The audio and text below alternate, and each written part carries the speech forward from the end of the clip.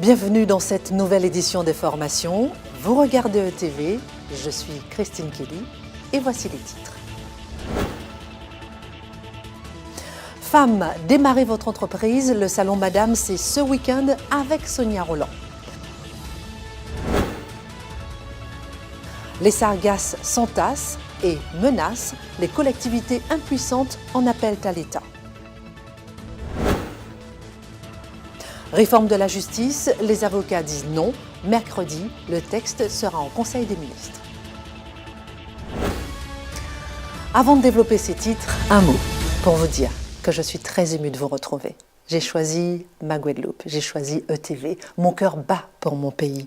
Je suis heureuse de vous retrouver. Ce sera ici, sur ETV, tous les week-ends et nous grandirons ensemble. Pour commencer, mettons les femmes à l'honneur. Pour la deuxième année consécutive, le Salon Madame rassemble de nombreuses femmes, tout ce week-end, conférences, ateliers, débats spécialement pour elles, même si les hommes sont bienvenus. Ça se passe où? C'est au Palais des Sports du Gosier. Le thème cette année, femmes et entrepreneuriat. La marraine, Sonia Roland. Les 14 et 15 avril se tient le salon Madame au World Trade Center de Jarry. L'événement est le premier espace à mettre en valeur la femme dans sa diversité. Cette deuxième édition est parrainée par Sonia Roland.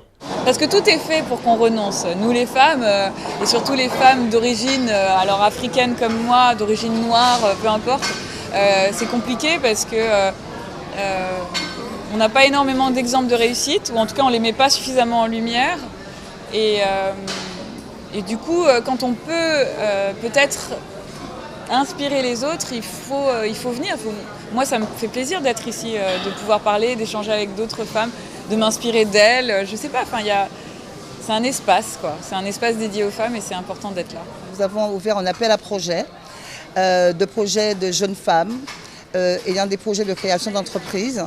Et pendant 2 jours, le Salon Madame sera un véritable incubateur. Un prix dédié également à celle qui gagnera le concours, puisque c'est un concours en finale par la BNP, par Initiative Guadeloupe qui nous accompagne sur ce projet. Donc nous verrons se révéler des talents de femmes guadeloupéennes, de jeunes femmes guadeloupéennes que nous suivrons et lors de la 3e édition, nous vous dirons ce que sont devenues ces femmes. Pendant les 2 jours, tous les domaines qui permettent à la femme de se réaliser professionnellement et personnellement seront abordés au cours des conférences et ateliers. C'est parti pour le championnat de Guadeloupe de voile traditionnel ce week-end. Le championnat innove cette année. Fini les journées étalées sur 6 mois, mais maintenant il se déroulera sur 2 week-ends. Objectif, plus de visibilité, plus de qualité. Une conférence de presse s'est tenue pendant la semaine. La voile traditionnelle est en travaux de structuration. Présente dans le paysage sportif depuis une vingtaine d'années, la voile traditionnelle va pouvoir bénéficier d'une réelle dynamique de compétition et de communication. La NASA a décidé de prendre un certain nombre de dates du calendrier, y compris celle du championnat.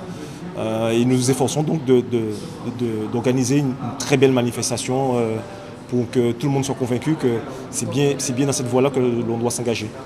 Pour ce faire, les pratiquants de la voile se sont regroupés pour dynamiser la navigation et la compétition des canots traditionnels saintois. Nous avons étudié et participé un petit peu à la rédaction de ce document, qui est un cahier des charges qui dit comment, dorénavant, les compétitions doivent être organisées avec les impératifs sportifs, quelles obligations et exigences en termes de communication, en termes d'organisation simplement de la manifestation, à terre et en mer, sécurité, parties festives, etc. Le championnat se tiendra sur 2 week-ends, le premier à Saint-François, les 14 et 15 avril, et le deuxième au Gosier, les 21 et 22 avril. Guyane, Martinique, Guadeloupe et plus précisément Capesterre de Marie-Galante, vous allez le voir, les sargasses menacent, les sargasses s'entassent, la population s'agace, mais comment y faire face? Le personnel communal ramasse. Les îles de Guadeloupe sont de nouveau confrontées à une arrivée massive d'algues sargasses. Parmi les communes les plus touchées, Capesterre de Marie-Galante. Son littoral est entièrement recouvert et entraîne la nécessité de gros moyens pour l'évacuation des algues brunes. Tout le monde sait que nous pas de moyens, mais pour la commune, pas de moyens, même la communauté de communes, nous pas de moyens. Mais la France, parce que là, son phénomène sont un phénomène de santé publique. La France, il faut quand même qu'elle occupe des populations là. Donc il faut qu'elle mette les moyens pour qu'elle puisse résoudre ce problème là. Côté municipalité, on comprend l'exaspération de la population qui subit régulièrement cette pollution dangereuse. Le maire aussi n'en peut plus, puisque ça fait 7 ans que je me bats pour qu'on trouve une solution. Je dis, et j'insiste bien, une solution pérenne pour que définitivement on puisse enrayer ce fléau.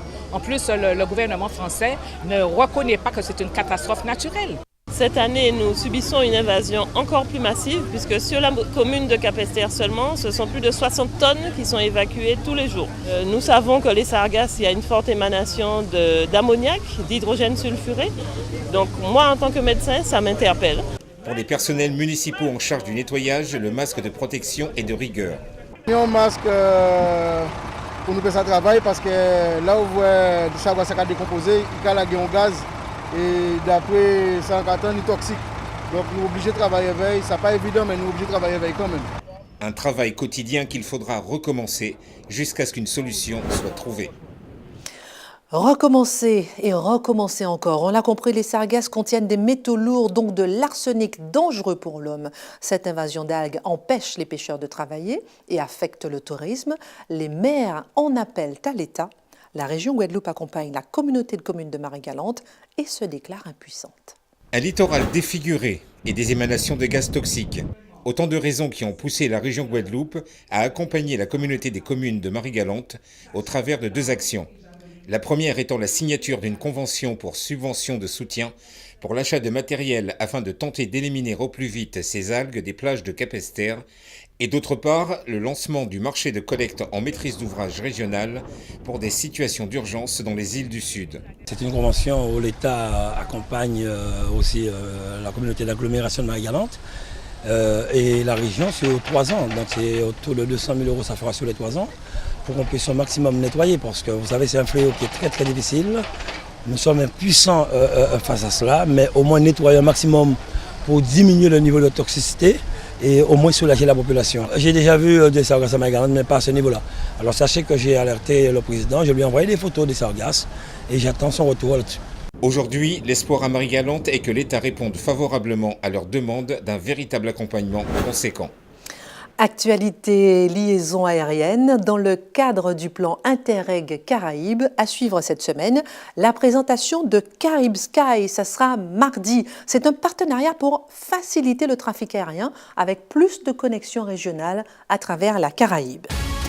Mercredi, la réforme de la justice sera présentée en Conseil des ministres. Que prévoit le texte?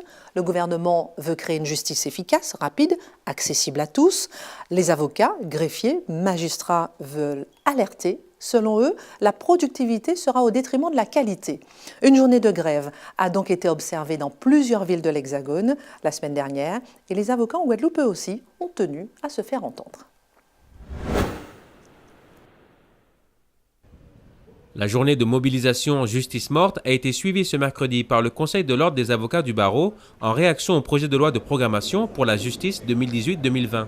La réforme, qui est censée accélérer les délais, simplifier et rendre plus lisible le système juridique français, n'aurait pas reçu une consultation suffisante des acteurs quotidiens du secteur et provoque le mécontentement des praticiens sur l'ensemble de la France. Aujourd'hui, on considère que la justice, qui est à la fois une valeur et une institution, n'a plus de valeur aux yeux des gouvernants.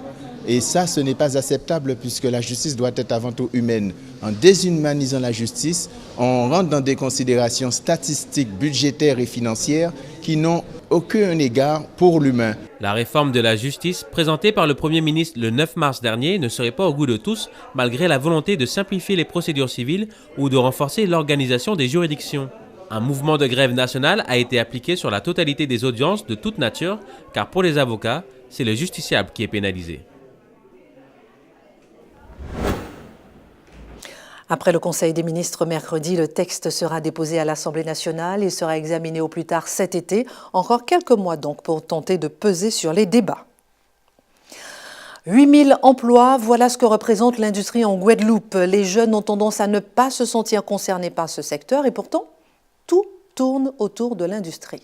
L'industrie du bâtiment, de l'agroalimentaire, l'industrie de la beauté, l'industrie nautique, l'industrie pharmaceutique. Un coup de projecteur a lieu chaque année justement pour changer de regard sur l'industrie.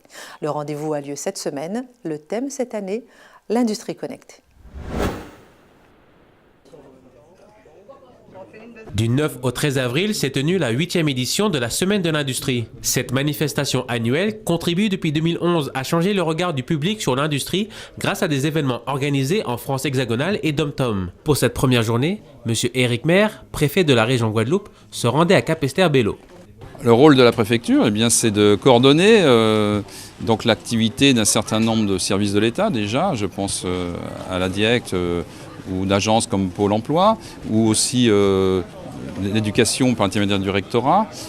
Et ensuite d'assurer la coordination de tous les acteurs. Il y a les chambres consulaires, la chambre de commerce-industrie, la chambre de métier, la chambre d'agriculture et un certain nombre d'associations professionnelles qui sont là pour accompagner les entreprises. Donc le rôle de la préfecture, comme souvent, c'est d'assurer la coordination. La Semaine de l'Industrie a pour objectif le renforcement de l'attractivité de ces métiers, la sensibilisation des jeunes aux métiers de l'industrie, promouvoir la mixité des métiers ainsi que l'image d'une industrie moderne. Cette édition tient à apporter un éclairage particulier sur l'industrie connectée, les nouveaux métiers et les formations adaptées pour entrer dans cette révolution industrielle. Et puis, une dernière info pour terminer. Dimanche 22 avril, ce sera le top départ de la course Odyssea Guadeloupe. Il s'agit de lutter ensemble contre le cancer du sein.